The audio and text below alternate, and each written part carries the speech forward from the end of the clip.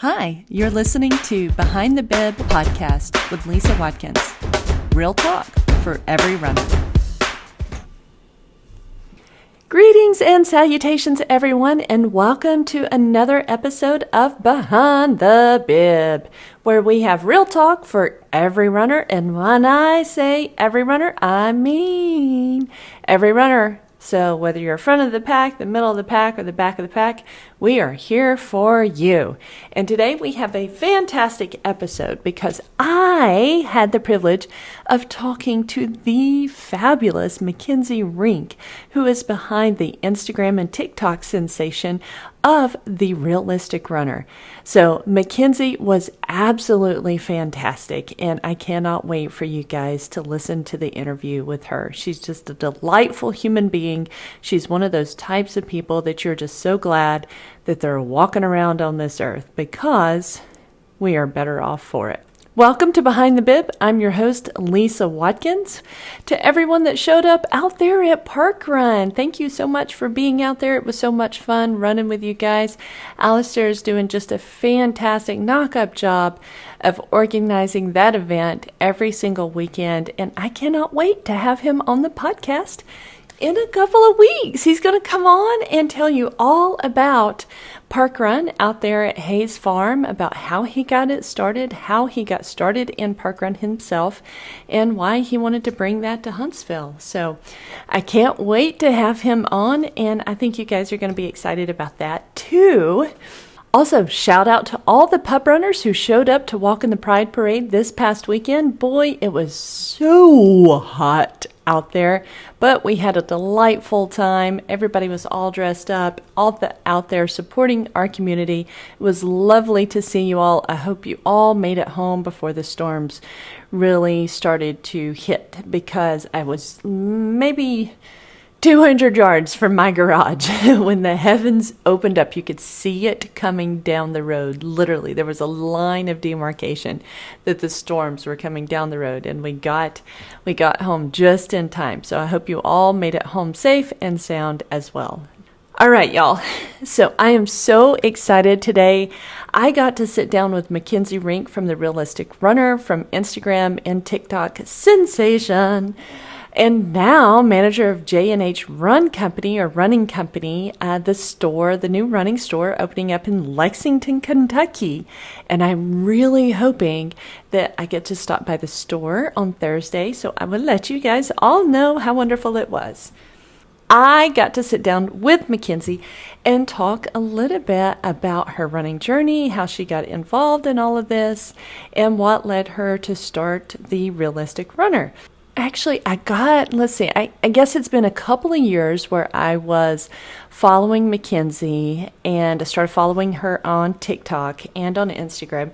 Do y'all remember that episode where when I was talking and I was like, yeah, it took me a long time to call myself a runner. I had to change my algorithm, who I surrounded myself with, et cetera, et cetera, et cetera.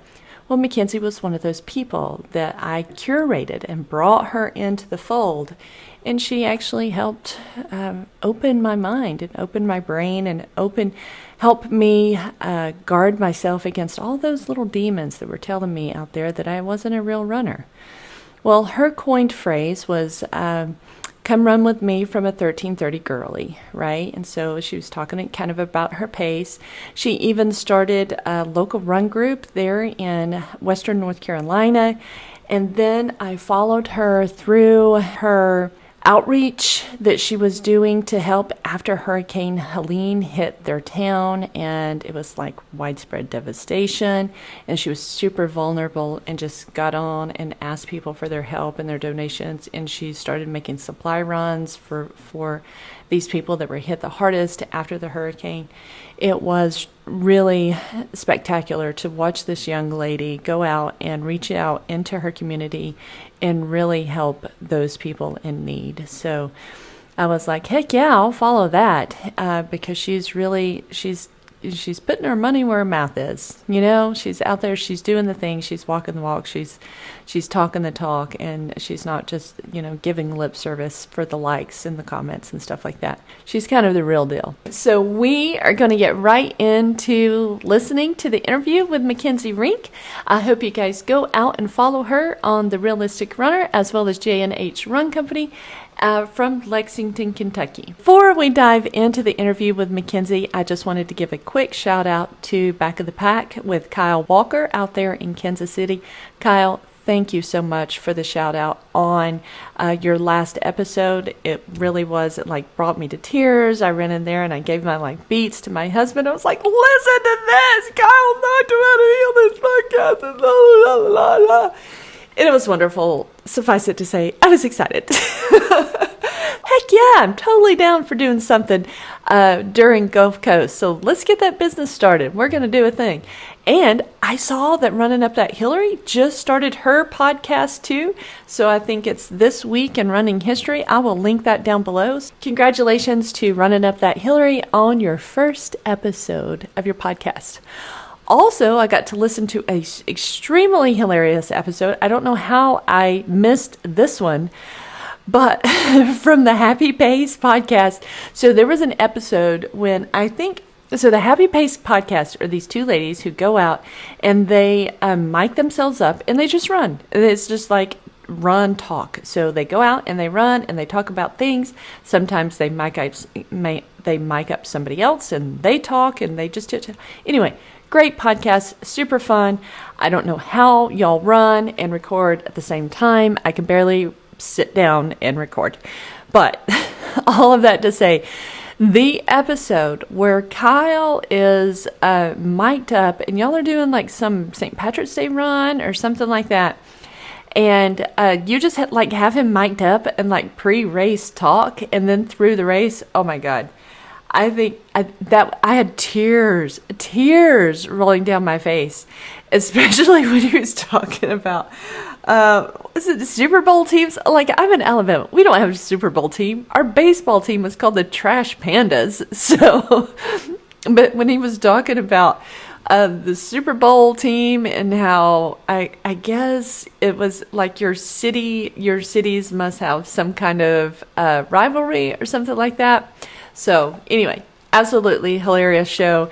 3 great podcasts, you guys. Back of the Pack with Kyle Walker. Running Up That Hillary has a new one called, I think it's called This Week in Running History or Today in Running History. It's something like that. I'll link it down below. Either way, I'm sure I screwed that up. And then also the Happy Pace podcast, which is just super fun and a different take. Anyway, if you guys want to go out there and give them a follow, it's super fun listening. I listen to them on my long runs, all 3 of them, as well as like on our drives. So I'll probably listen to that on the way up to J&H Running Company in Lexington on Thursday. All right, speaking of J&H Running Company, how about we get into the conversation with Mackenzie Rink? And I will see you guys on the other side of that. Okay? See y'all later.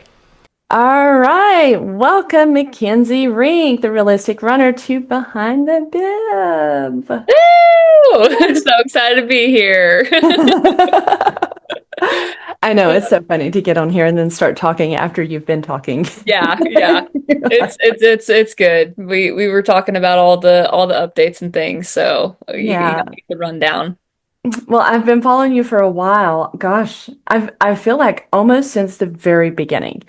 Well, so from the very first reels of you putting out there a realistic runner from a I think you call it 1330 girly, and then at the very beginning, and then just followed your journey through, going to New York, doing the response to Hurricane Helene after the trauma and devastation that went through Western North Carolina, and then now to opening your first running store in Lexington. Yeah. J&H Running. So big things are happening. Been busy. It's been busy to say the least. Yeah, right? How do you have time to run now?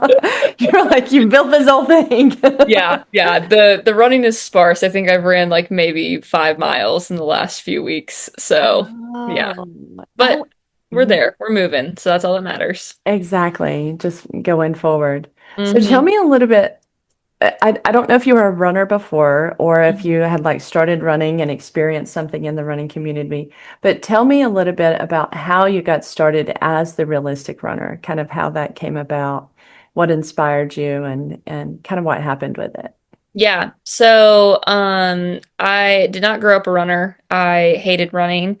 Mm. Running was like most things for young people, it's a form of punishment whenever you're doing any kind of, Mhm. high school sport. Uh, Yep. and so I was never really my thing. Uh-huh. I always felt slow and kind of floppy. I'm 5'10", so I've got a lot of limb and, 5'9". hey, there we go. Yeah. See, you don't get Long that from girls. Yeah. reals. Yeah, you don't. A lot of people think I'm like 5'3". I'm like, nope, Yeah, you look I'm tall. small. I'm tall. I'm big. That makes Um, me so happy. yeah. Yeah. And that was funny. There's one person that met me in person in New York, and she was like, looking up, she's like, "You're so tall."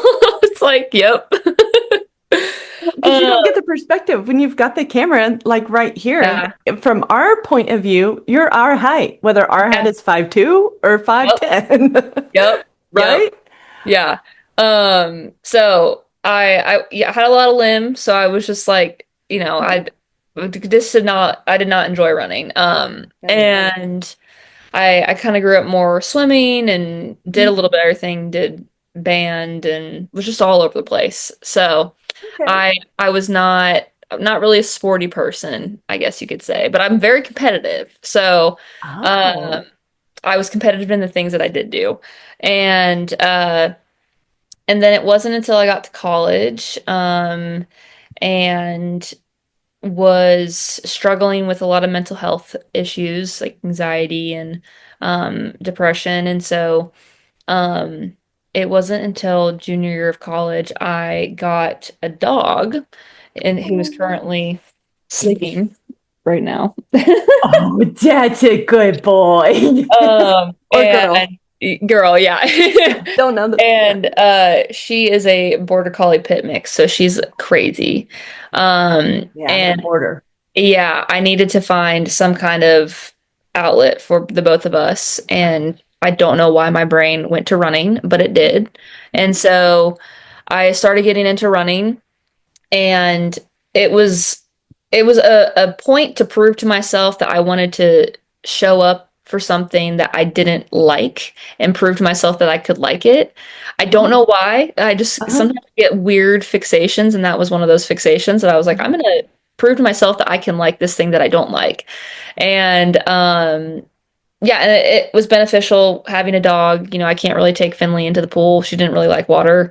So, running was our thing. And uh, it kind of evolved into um, going from 0 to 100. I was like, I'm going to train for my first marathon, and quickly got injured because I knew nothing. And so I started, getting the miles, and my IT band flared up, and then had Oh. hip issues for about 3 or 4 months. And Mm. yeah, so Yeah. just I did not know anything, which is very typical. And then took a couple months off. And after I had ran my first half marathon in 2022. Mhm. Yeah. And after that, I was like, I'm done. I'm not running anymore. And then my um, aunt got sick in May of 2022, and she was the healthiest person I knew in my life. Went to her for any type of fitness or nutritional advice, Mhm. and always someone I looked up to in that realm. And she just got like struck with this insane disease, that had her go into a medically induced coma in May of 2022. And she was, I think, 45 at the time, or yeah, 45 at the time. Mhm.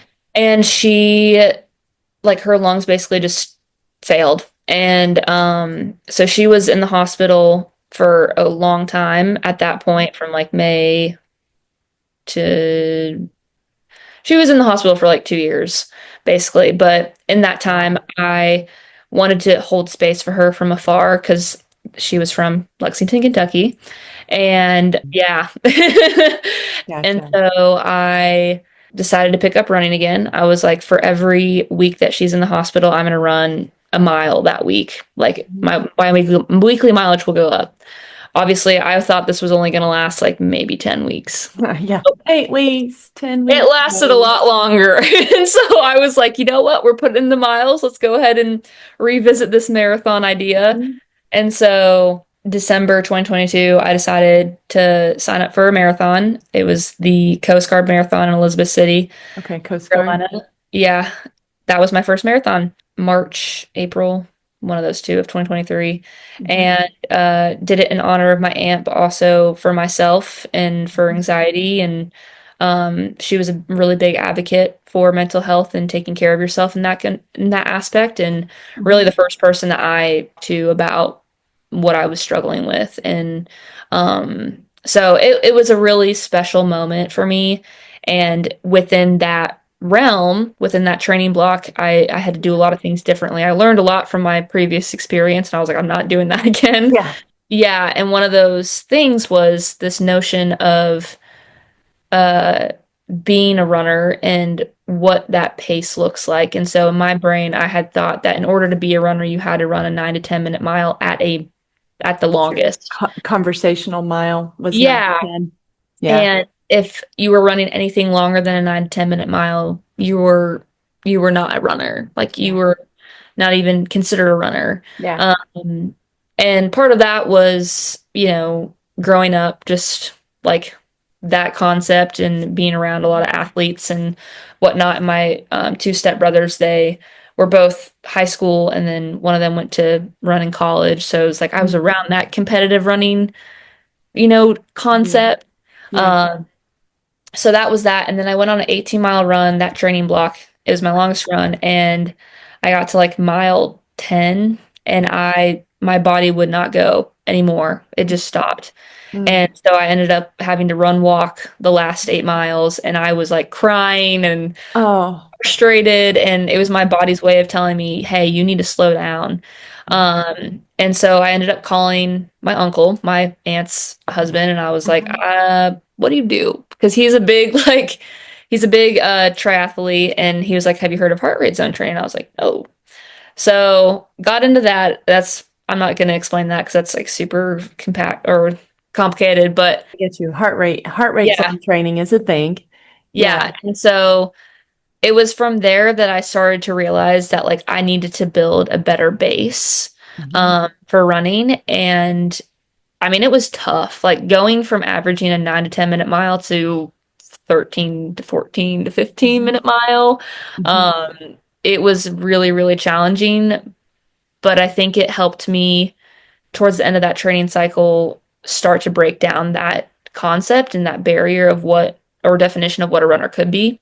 Mhm. And it made me enjoy running more. Like I was like, oh, I can actually go for longer and not hate it. Because I Mhm. would like, not that I didn't like it, but it was harder for me towards the end of that training cycle to actually feel motivated to go out for the runs. Because it's horrible. Yeah, because it's horrible. I'm like And it pushing takes you, myself to my heart rate is like 200 plus beats per minute every single yeah. run. Yeah, Like you get I'm a surprised I'm migraine not. after, Yeah, and then you're no good for the rest of the yeah, day. And exactly. it's incredible to actually feel good afterwards, and you just go and do your day then, and you don't have to sleep or lay on the couch Yes, for the rest of the day because you're yes, zonked.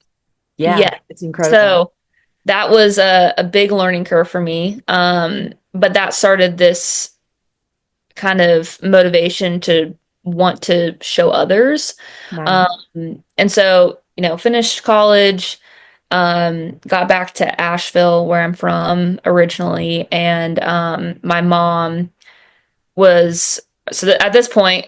There's a lot of proponents of this story, so I promise I'm getting to the point. But No, no, no, no. It's literally talking is what it's about. So yeah, it's yeah, yeah. literally what it's about. So, okay. All right. But so at this point, my aunt was still sick. She ended up having to go to Chicago, or Northwestern in Chicago, where she's received two double lung transplants. And my mom, at when she was transferred to Northwestern, the Chicago Marathon of 2023 was happening. Mm-hmm. And my mom was like, by the time that Chicago Marathon 2024 is happening, you're going to be out of the hospital. So she was in Northwestern and the Chicago 2023 marathon was happening. And my mom said, by the time that the 2024 marathon's happening, you're going to be out of the hospital and going home to my aunt. Mm-hmm. It sounded absolutely insane at that point because like she was getting two double lung transplants and like we didn't even know if she was going to be alive. And so like I was like, all right, mom. And so she was like, we're throwing our names into the lottery. So I was like, okay. I just ran my first marathon. Honestly, at that point, I didn't even ran my first marathon. I just was like, all right. And so we found out in December of 2023, and my friend at the time and my mom both got in through lottery. I didn't get in. Mm. And so I was like, I'll raise money for charity. So I ended up raising money for Cystic Fibrosis Foundation, which was the closest lung disease Yeah. organization I could find. Yeah. But I had personal ties to it. I had a friend that had cystic fibrosis, so it ended up working out. It was really cool. Yeah.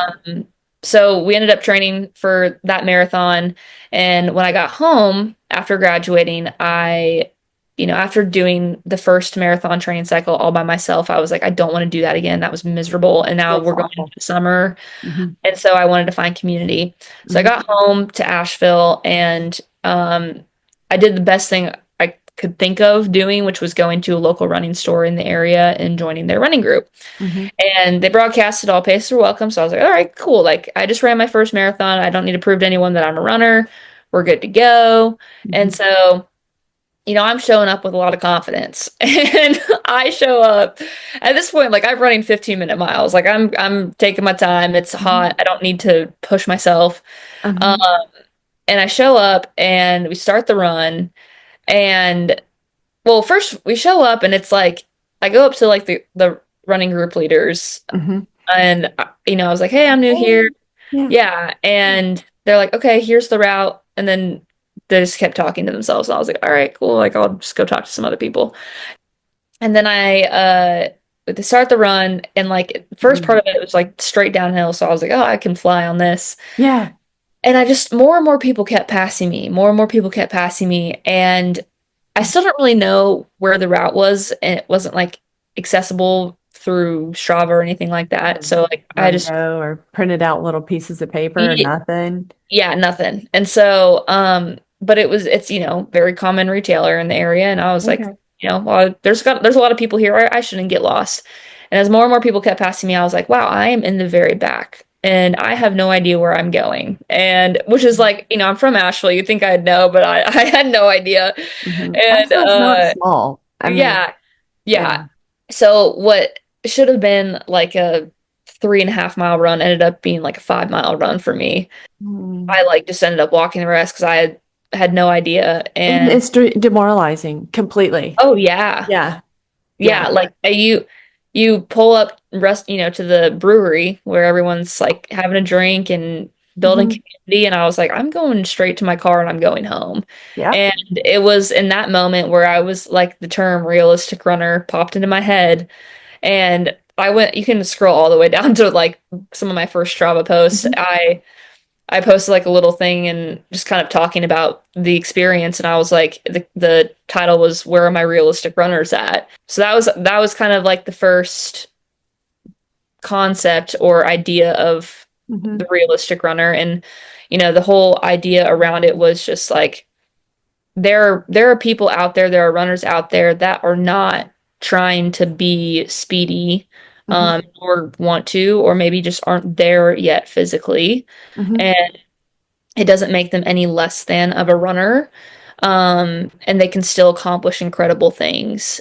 And they deserve to be a part of the community just as much Mhm. as your 6, 7, 8, 9 minute miler. At this point, I did not have social media. I hated social media. I still hate social media. Um, Oh, the irony. Yeah. Oh, it's a funny thing. It's something, The but irony. the world works in mysterious ways. And so, uh, So funny. yeah. So I didn't have social media for like 2 years, and I was like Wow. adamant. I was like, I'm never re-downloading social media. It's stupid. It's Uh-huh. pointless. And but That again, kills me. I get in these weird hyperfixation things where I'm Mhm. like, you know what? I'm gonna try it. Mhm. So I go on TikTok, and this was the one platform I refused to get to. And my friend, one of my good friends, Jessica, she It continues to gets make, even funnier. yeah, she continues to make fun of me because I talked so poorly about TikTok for the longest time, and she I was can like, imagine. yeah, she would make fun of me anyway. But so I go on TikTok and I post a training vlog, and it was a 10-mile run, and I was like, it's so cringy to watch now because I had no idea. I had no idea what I was doing. You would think that I was like 60 years old trying to operate a phone. Like yeah, I could not figure it out. But posted a video, and it literally was just me running in say mile one, 15, whatever. Um, Uh-huh. no other commentary. That's it. Like This it's is my so one. boring, like so. Oh, And yeah, so I posted it, and it literally like it didn't go like viral, but uh-huh. like it reached probably like a good 40,000 plus folks. Oh And I yeah. was like, oh, okay. So I'm not the only one. And like, it's filled with comments of like, oh, me Oh, too. Like yeah. no one post about this, and all this stuff. And I was like, oh wow, like I'm not alone.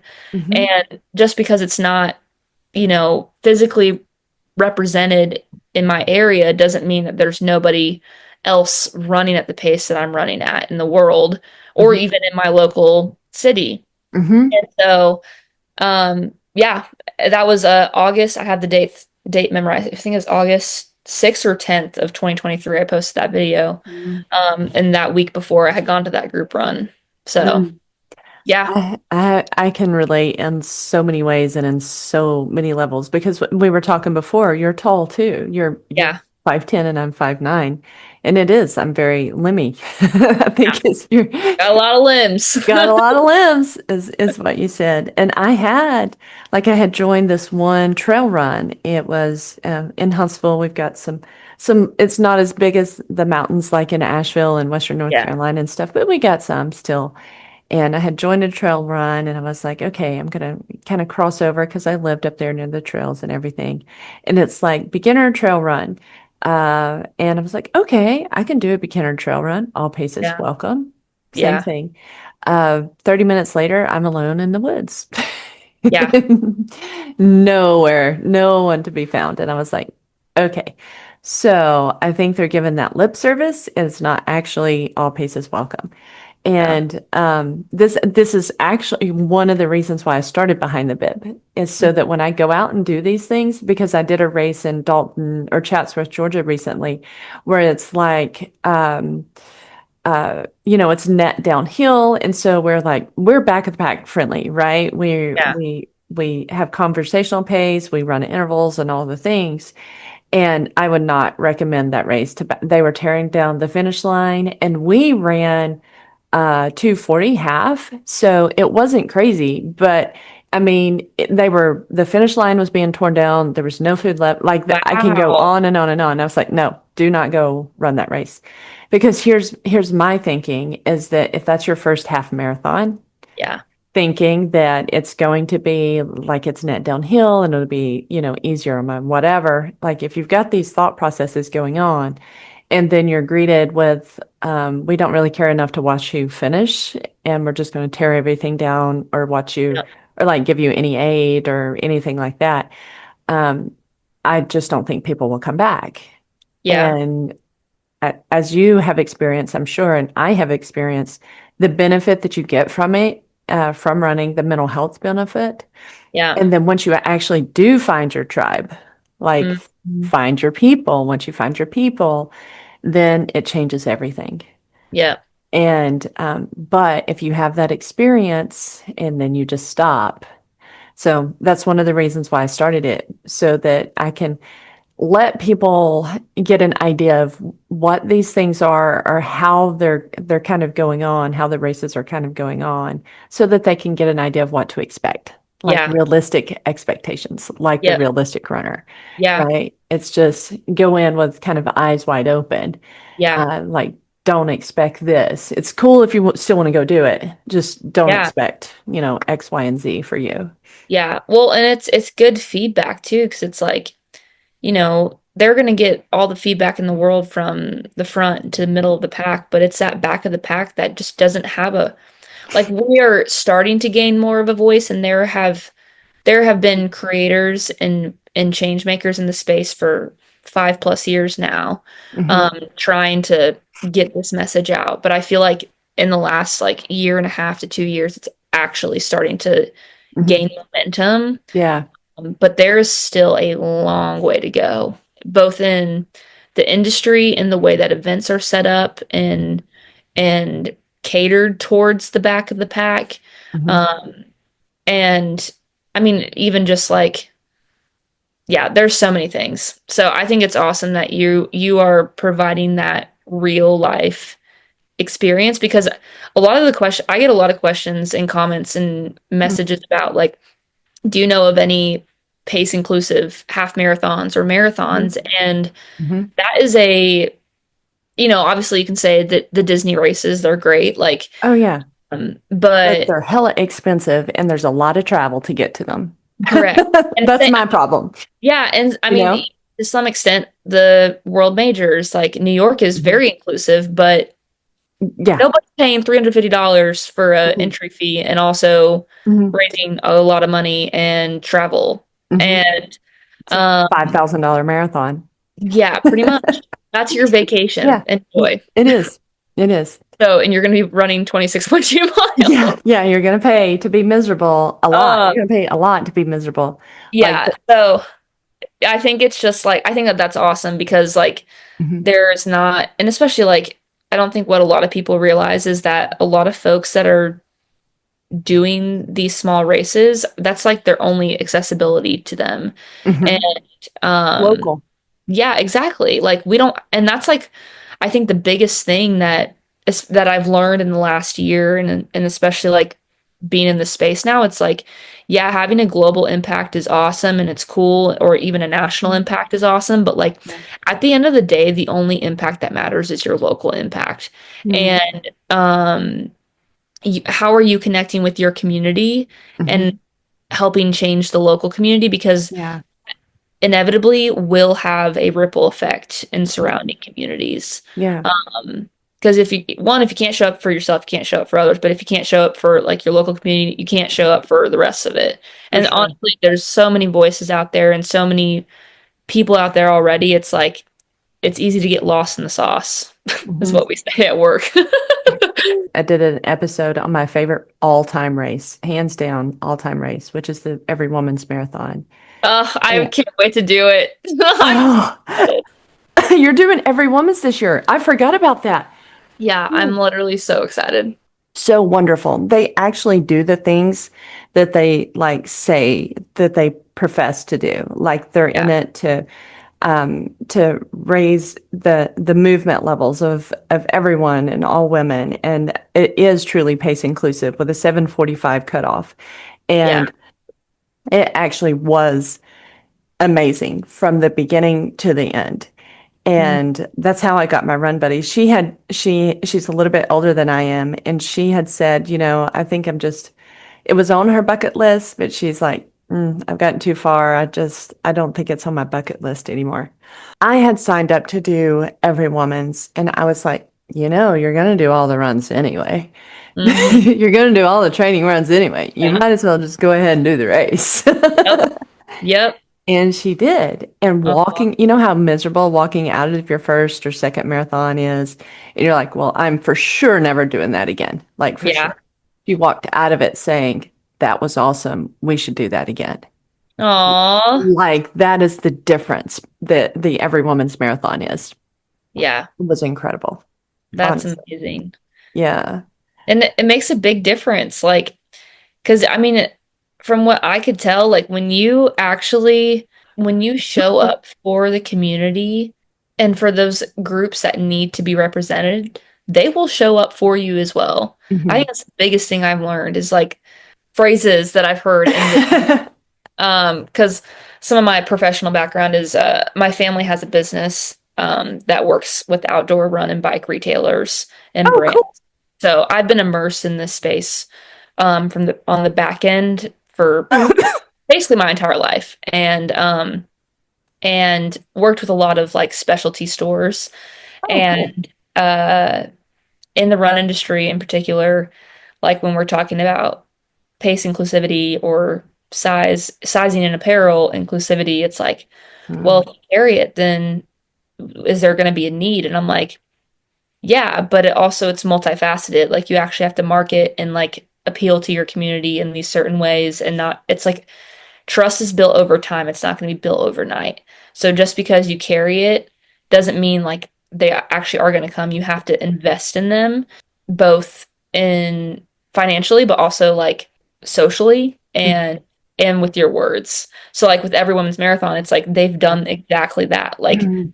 they're going to show up and show Absolutely. out and like I mean, I don't how there was like thousands of racers, right, that came to that initial one. There was 7,500 Yeah, that's at the first one. insane for a first Sold race. out completely. And Yeah. then this one, Scottsdale is going to have even more. I Yeah. don't know. They haven't told me, or not told me like they would, but they haven't publicized the number yet. Yeah. And, I'm sure it'll be something like 10, Oh maybe. yeah, without a doubt. I mean, I guarantee you within the next like 3 to 5 years, they'll probably be up there with the world majors without a doubt. And They do a as they fantastic should, job. as Yeah. they should. Right. And the coaches and everything has been wonderful. We have, I think I've hyped it so much in the Huntsville community. Good. Yeah. Last year we had three people. Uh, well, the three that I know of. Yeah. This year, I think we're up to 15 to 17 people that are traveling across That's the country to Scottsdale to run good. this marathon, right? So I'm thinking we might host some like community runs in the Yeah. summer, like long runs, how miserable those are, especially in the South in the summer. Alabama. Yeah. In Alabama, 90,000% humidity, and Yeah. it's literally running on the surface of the sun. Yeah. So I think we're going to do some stuff like that in the community this year to just try to get folks ready for. I mean, Scottsdale will have dry heat, so I think Yeah. it'll be a little different running in Yeah. the humidity than in the dry. So, but yeah, trying to build the excitement because I think it's going to be pretty epic, pretty awesome. Yeah. Yeah, Yeah. for sure. I'm so excited for it. Yeah. I'm I'm doing I went from like 9 races last year to now 2 this year, and I'm so happy about that decision. Oh, good job. Yeah. Well, so tell us about it's probably a very much needed change in your life because among being the realistic runner on Instagram, you took the very like the little lift of opening your own running store in Lexington, Kentucky. Oh yeah. So tell us about that. So it's J&H Running Company or J&H Running? J&H Running Company. Yeah. Okay, J&H Running Company. All right. So tell us about that. How did that start? What does the J&H mean? I was curious myself. Like, what does the Yeah. J&H mean? And all Yeah. the things. Yeah. So, going back to my story, just kind of coming back to running, we all have a why for our running journey, and sometimes it takes a little bit longer to discover it than other times. But Yeah. um, my one of my big whys is my aunt, and just her legacy because she passed a year ago, in April of 2024, and so I'm back. I think like her just her just her persona and her ability to make anyone in a room feel seen, and her message about mental health and the importance of taking care of yourself in Mm-hmm. whatever capacity um just has stuck with me. Hmm. And uh like we didn't like talk every single day. But No. like, that doesn't matter because she always checked in on me. And so I think it was it was April of 2024. Um, right before she had passed, I was, in this limbo of like, I want to find a place to move. I want to get out of Asheville, but I don't know where that is. And I was looking at Colorado, Tennessee, like Michigan. I was Mm-hmm. grabbing crumbs. Mm-hmm. Gotcha. And then it was like similar to like when the realistic runner popped into my head, it was Lexington just popped into my head and I was like, Lexington, Kentucky. Kentucky wasn't even on my radar. Like it was not like I was not even thinking about Kentucky. I was like, Mhm. that's Funny. the most Isn't that random. funny? Yeah, it's the most random state ever. And whatever you believe, like that's I fine. know. But like for me, it's like that was God's way of telling me like you gotta go to Kentucky. And I was like, okay. So I told my mom, and then of course she was in Kentucky with my aunt because it was her birthday and could not keep her mouth shut. And so she decided to tell the entire family, and I'm like, Mom, this is literally a 5-minute conversation we just had. I haven't even decided on this. Like, this is just ideas. This is me Don't even know the zip code yet. yeah, this is me brainstorming. Hmm. But I think Gotta love moms. yeah, you do. And so, but it was cool that my aunt got to hear that I was moving to Kentucky, or like that was an idea. Um, and I'm super close with my cousins and my uncle. Um, and it felt right. Like it was just like, okay, this is gonna happen. So, flash forward a year later, it I just couldn't find the right timing to move to Kentucky. I just like didn't line up Mm. financially, didn't line up, you know, in the timing of all the races and then Yeah. obviously Helene. Yeah. Um, and so I just kind of put it on the back burner and was like, you know what, whenever I'm supposed to, it'll pop up. Yeah. And then it was right around April or March of this year, things started cooking. And I was like, all right, we got to make a move. I got to get out of here. It's time. And so I Yeah. started looking at apartments Mhm. and jobs. I was just going to get like a part-time job and work on the Realistic Runner as like more of a consulting business. Mhm.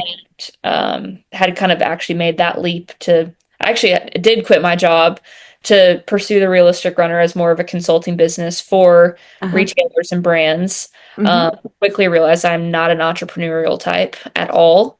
I, I Not your like jam. Doesn't I have to like be. stability. I like stability. Being an entrepreneur, you trade a 9 to 5 for a 24/7. So Yeah. Yeah. uh not Yeah. my not my vibe. Yeah. And so I yeah, it was in this weird limbo and then feeling really confused and then one of my like mentors in the running industry reached out to me and just was like checking in and we started talking and he was like, "Let me talk to some people. Would that be okay?" And I was like, "Okay, I don't know who you're gonna know in Lexington, Kentucky." Um, Good and luck so with that. and he texted me later and he was like, "Have you ever heard of J&H Outdoors?" And I was like, "No." Nope. No, not at Yeah. all. Um, then a couple more conversations went by, and then I got connected to the owner of J&H Outdoors and hopped on a call with him. And they informed me that they were opening a running store in the month, and they're looking for uh, a manager and event coordinator. And I was like, okay, awesome. And so it was just this like it was seriously like divine. It was it's the only word I have for it. It was just so perfectly timed and I everything lined up perfectly. I Yeah. found a place to live and uh like and conveniently it was so funny because I found these two sisters on Facebook, which I would not recommend. In other situations, they're great. But uh my aunt's name was Emily and one of my roommates' name is Emily. And so like that and then just the timing of the store and I literally moved to Lexington like with like the same week as my aunt's birthday. So it was just like all this Mm, I full see. circle moment. And yeah, so Pretty emotional, I imagine. yeah, very. Yeah. But ever since April, it's been nonstop. And we opened J&H Running opened May 30th. So, And so those 2 months leading up to it was just a lot of figuring out my place at J&H, getting my bearings on. It's one thing to come into a an already established organization and business, yeah. and they already have systems in place, but it's another to basically build it from the ground up. And I definitely did not realize how much work it was going to be. Like, it's great that there's some kind of foundation with J&H Outdoors, but like it is a large like task. But it's been so rewarding, and throughout this entire process from, literally going into this completely gutted I store. remember the pictures. Yeah. Yeah, that there's just drywall up, or it's honestly down to the studs, and then drywall goes up, and then, the contractors leave, and we have electricity. Like all these certain moments, and we're talking with the interior designer. I'm helping make decisions about the paint color. That's like just all these things that have been so cool to see, and I'm beyond grateful for, I call them the boys. It's George, Brett, and Woody. They're awesome, but they're the ones that really spearheaded this project, and Yeah. I'm so grateful to them to let me join on this. And Oh, uh, nice. yeah, so it's been incredible. And when we finally, I think the first like, oh man, this is happening moment is when we, right before the store opened, we had all the team members at the time like together. We've started onboarding more people now, but like the OG team Yeah. The core. there, and it was just so sweet because like they've just been incredible and so excited to learn, and they had no idea what they were getting themselves into. And like, Either. yeah, like I don't think any of us have, but everyone's just been like, all right, we're doing it. And Mhm. they've had some like they played a big part in the opening of it as well. And Okay. yeah, so it has been truly life changing, and I have never felt more myself in a role, and like more excited That's to be a great. part of something. So That's great. Like yeah, that's a statement. I've never felt more like myself yeah, in a role. I yeah, love that. I yeah. love that. So I'm excited, and I'm excited to be a part of the industry in this capacity. And Yeah. it's one of those ironic things, like how I don't like social media, yet here we are. And Yes. I never saw myself working in retail full time, but here we Here are. we are. And And I think that's like the coolest part is like I wanted to have direct impact with mhm. my community, and I do every day. I mean, Yep. it's not many jobs you get to deal with the general public, so Also that. it's got its it's moments, but There's also that. it's a blast. Are you going to host group runs from J&H? Like, what are the plans for community stuff? Yeah. Have you got there yet? You're we're, like we're chipping kind of away. busy opening the store, Lisa. Yeah. It's been a whirlwind for sure, but we actually, I think the coolest part about J&H Running Co. and one of the big reasons I said yes was they were really intentional about being community first.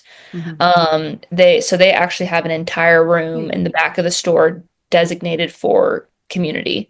Oh, It's called cool. the community room. It's unlike anything I've ever seen in a retail space, and it's essentially there for any groups and organizations to reserve if they want to have their, meetings there. It could be like your neighborhood watch group. Yeah, yeah. Um, No, I get it. but like it's also for us to use to partner with local doctors and podiatrists and Mhm. high schools and UK, like if they want Mhm. to have any like clinics, and really just to make movement accessible for people. So we'll have demo runs, educational clinics. Like I just talked with an individual that works at a local gym, so like doing intro to Hmm. mobility and strength training and Hmm. all these things. So I think it's yes, we will have all Yeah. that stuff. We're learning our demographic and we're learning the needs of the Hmm. community. So there's a lot of Lexington running clubs already established. So Hmm. I think one thing I want to be intentional about is not adding to the chaos Get and that? almost just helping facilitate the ones that are already established, but Yeah. also adding elements to them where they may be lacking. Hmm. So if that means adding a walking group or a Hmm. stroller Saturday for parents or a Hmm. trail group for because we have actually a lot of trails in Hmm. Lexington and great parks. And we've got the Red like an hour away from us. So Hmm. there is actually a large trail running community in Lexington that's kind of like hidden Hmm. and a lot of folks that are interested in that. So we, yes, we will. It'll be in the works though, and it'll probably be closer to, I would imagine, the fall Yeah. once, you That's know, a good time. yeah, students come back, it cools off a little bit. Yeah. Everyone's traveling It's a right good time. now. So, Yeah. and we're just really trying to get through like all the kinks right now and as we are navigating what we're going to be doing. So let's talk a little bit about one of the things that was really touching when I was watching it. And I commend you also. It's very hard to be authentic and vulnerable on social media with folks. People are going to see it, and you have a large audience. A lot of people are going to see it. And you were very open and very vulnerable with your reaction and everyone's reaction to the devastation that came through Western North Carolina post Hurricane Helene, right? Yeah, It was hard. It was a hard time yeah, from your community. And then I watched you kind of rally. So, your normal running route was kind of destroyed. And I watched you go from a place of devastation to a place of action very quickly. And mhm, it seemed like your first response was, okay, now how can I help? And then you mobilized your platform. So you had built this platform for one reason or another. Then you mobilized it and said, look, I need some help.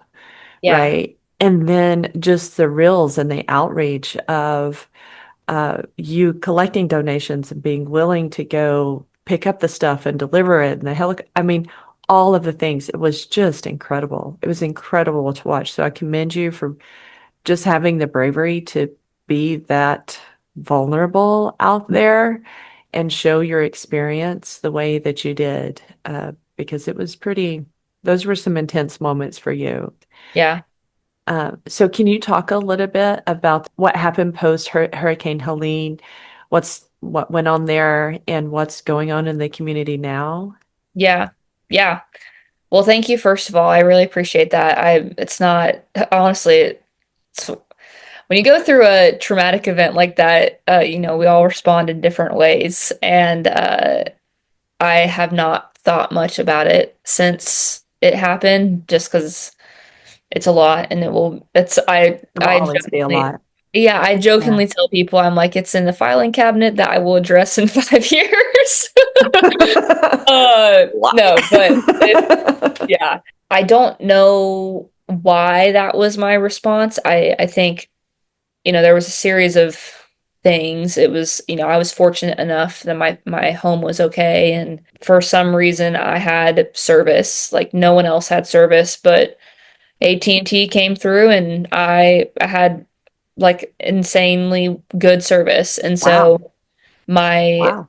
my only tool I had on deck, like I don't know. I'm not even going to pretend that I know how to go up into mountains and save people. Like I don't know the mountains that well. I'm not going to step outside of my lane, Yeah, um, I get it. just for the sake of, I think a big trend that a lot of people, I noticed with a lot of people, especially like receiving a lot of messages and comments was that everyone wanted to come down and like be the hero. And it's like, I Mm, just stay in your lane, do what you can and move yeah. on. Yeah. Um, and So I was like, well, my lane is I've got social media. I've got a platform and Mm-hmm. I can get the word out in the most authentic way that I can based off of what I'm seeing directly in my community.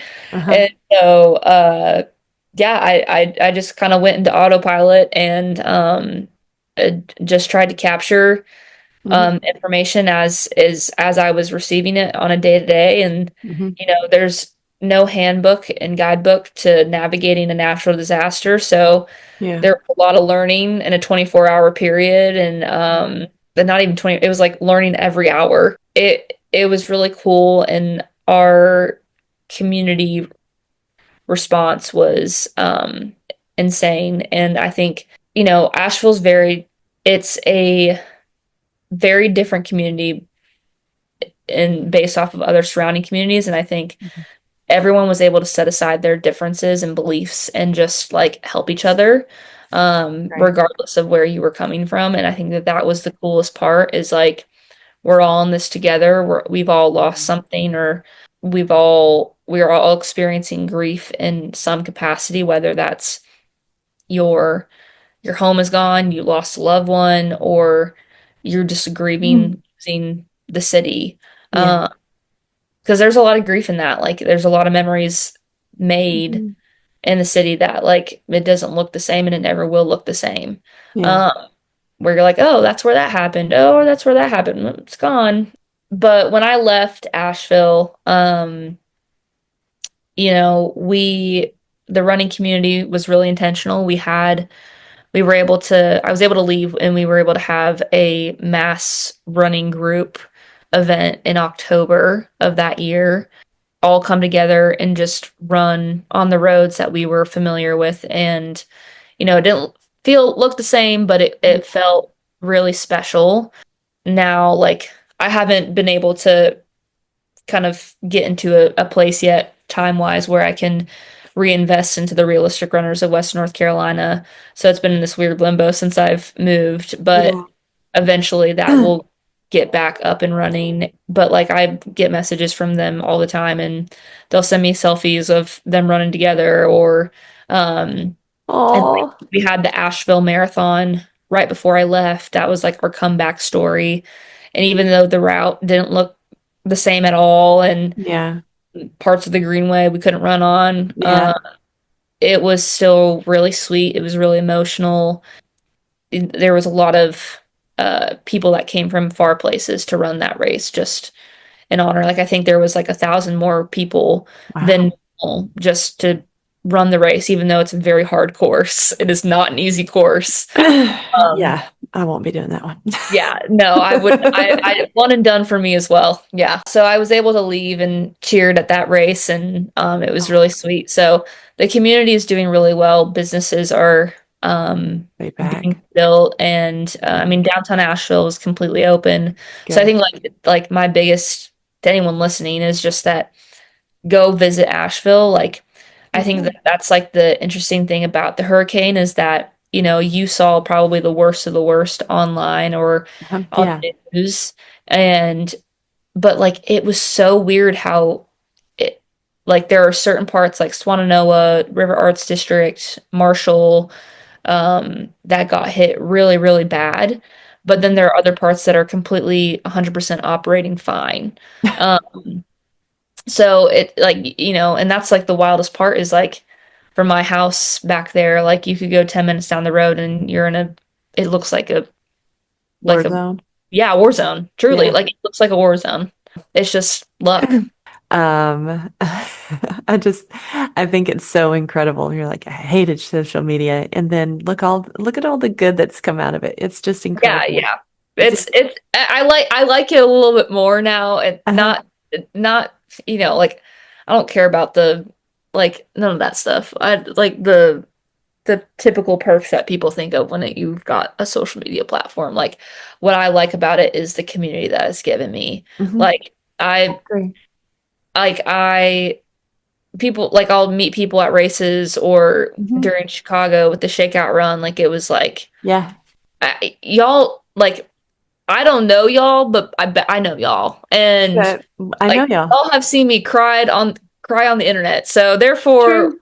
we are friends. Yeah. Yeah. You saw me snotty, ugly cry. It's good. Yeah, exactly. It's like and but yeah, I do love social media for that aspect and the person that it has helped me become. Yeah, So, I 100% understand wholeheartedly. Um, so speaking of the person that you've become, everybody that I have on the podcast, which by the way, I know that I'm a little baby podcast and this is the episode I started in January and this is like episode 25, right? hey, And so I'm really excited about the impact that it's starting to have in my community. There's starting to be conversation and things like that. So, but every person that comes on and talks about, their history, and it's really my favorite part is talking about running and the experiences that we have out there. And one of the things I'm starting to understand is that we have so much more in common than we have differences. hmm And it's incredible how every person that comes on, you talk about the mental health aspects, the community aspects. There's these threads that keep running through every single conversation. And it seems like it's weaving a tighter and tighter tapestry for me yeah. that I just love. So one of the questions that I always ask people is, do you have a piece of advice? Like, do you have, something that it doesn't have to be running related. It could be life related or whatever. Do you have a piece of advice for the listeners out there? Yes. Slow Uh, down. Slow down. I mean it, slow down. Not like it's applicable to everything. Running, life. I had to hear this message this morning in church. Like I got hit. I was like, "Ooh, we live in a world that is in centers around performance and being the best and being better than everyone in whatever capacity or field you're in.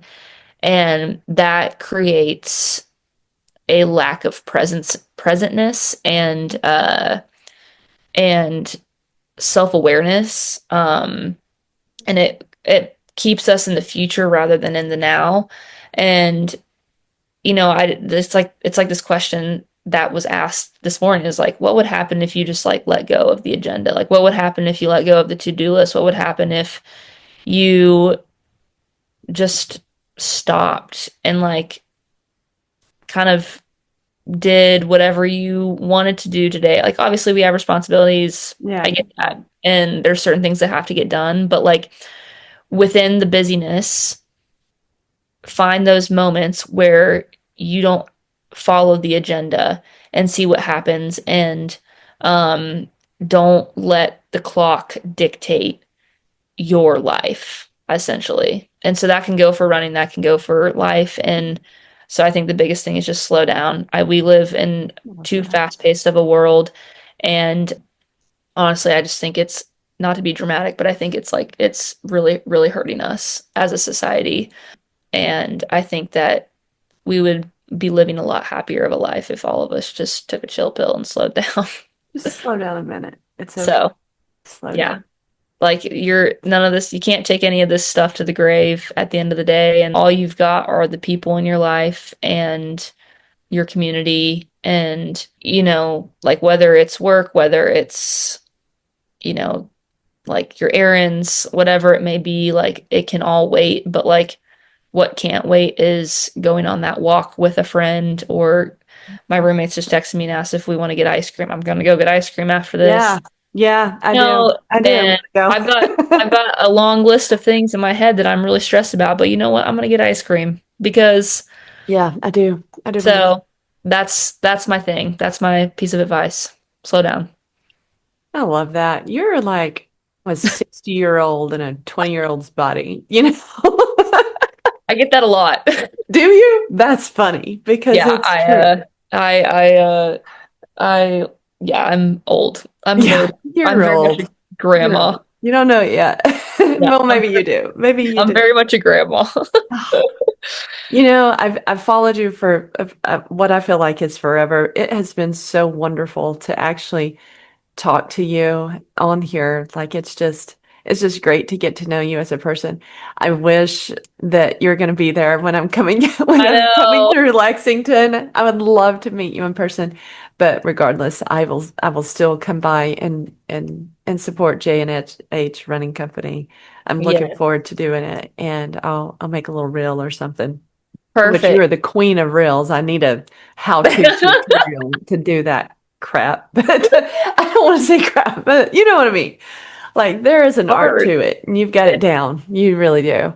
You got it's the point five. It's the point five Is on it your the point camera. five? Yeah, Really? Is that the it, thing? it makes Okay. a Does it get difference. everything? It gets everything. Yeah, Oh, yeah. okay. The one it just too close. It's too close to your face. So Okay, that's how you say it. I'm like, okay, cool. Well, thank yeah, you. I you're appreciate that. welcome. Start Yeah. there. Start Start there. there. Start with a point five. Will do. Speaking of starting there, tell people how they can find the Realistic Runner on socials as well as J&H Running Co. Yeah. So I'm on TikTok and Instagram at the dot realistic dot runner. Uh-huh. Um, or the realistic runner, it'll pop up on TikTok. And then J&H Running Company is on Facebook and Instagram at JH Running Co. Mm-hmm. And Strava, the realistic runner. Strava, I haven't been really on Strava that much because I've not really been super active. Yeah. But there's always a season. There's There's seasons always a in your season. life. Yeah, Yeah. Okay, I'm gonna do that. I'm gonna follow you on Strava tonight. Give you all the kudos. perfect. Just recently started doing that anyway. So I'm like, okay, one more platform. What's one more I platform? know. It's all the things, all the platforms. I All will the not be adding any more to the list. that's it. I All can barely keep up with the two that or three that I'm on. the So three that you're on times two. yeah, times two. Yeah. Yeah, right. Uh, It has been wonderful to talk to you this afternoon. Thank you so much for being willing to come on here on this little bitty podcast in Northern Alabama, right? hey, And talk about represent. your journey. Exactly. Exactly. Create space and make space. Exactly. So, Take up space, be yourself, be gotcha. loud, be proud, be authentic, and slow down. Oh, I love it. And slow down. I love that last piece. All right. Again, thank you so much. We will see you, I guess, next time. You're behind the bib. Hey, Yay. All right. Take care. I'll see you then. bye. Man, isn't she cool? That was a great conversation. Mackenzie, if you are listening to this, thank you so much for coming on Behind the Bib. Thank you so much for sharing your story. Thank you so much, especially for the community that you're building, not just in Western North Carolina, but now in Lexington. Okay, I'm going to post down below how to follow Mackenzie Rink, the Realistic Runner, on Instagram, as well as TikTok, as well as J&H Running Company in Lexington, Kentucky, if you're up there. Oh, and by the way, if you happen to be up in Kentucky in the Carlisle type area, I'm going to be up there this weekend doing the Blackberry Festival 5K. So that is on Saturday, July the 5th in Carlisle, Kentucky. So I'm going to go up there and run that little race. I'm going to come back here and tell you all about it. Okay, folks. Go out there, check out Behind the Bib on Instagram, Behind the Bib on Facebook, and Behind the Bib podcast on YouTube. Thank you so much for being here. Let's keep showing up for one another, whether you're first, whether you're last, or whether you're somewhere in between. I'll see you next time. We're Behind the Bib. Y'all take care. Bye-bye. You've been listening to Behind the Bib, where we have real talk for every runner.